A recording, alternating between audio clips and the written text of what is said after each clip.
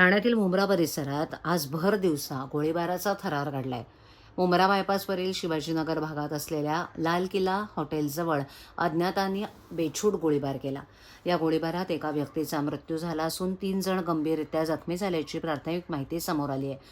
या घटनेमुळे परिसरात दहशतीचं वातावरण निर्माण झालं असून पोलिसांचा मोठा ताफा घटनास्थळी दाखल झालाय. मिळालेल्या माहितीनुसार मुंब्रा बायपास मार्गावर शिवाजीनगर भागात हॉटेल लाल किल्ला आहे.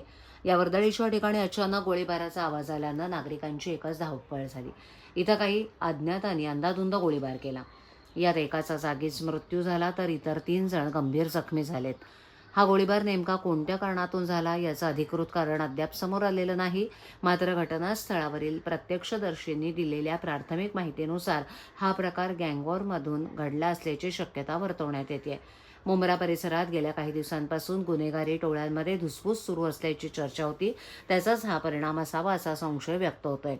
घटनेची माहिती मिळताच मुंब्रा पोलीस ठाण्यातील वरिष्ठ अधिकारी कर्मचाऱ्यांनी घटनास्थळी धाव घेतली. आरोपींच्या शोधासाठी पोलिसांची पथकं रवाना करण्यात आली आहेत. घटनास्थळावरील सीसीटीव्ही फुटेजची तपासणी केली जाते. भर दिवसा अशा प्रकारे गोळीबार झाल्यानं परिसरात खळबळ उडाली असून घटनेचा पुढील तपास पोलीस करत आहेत.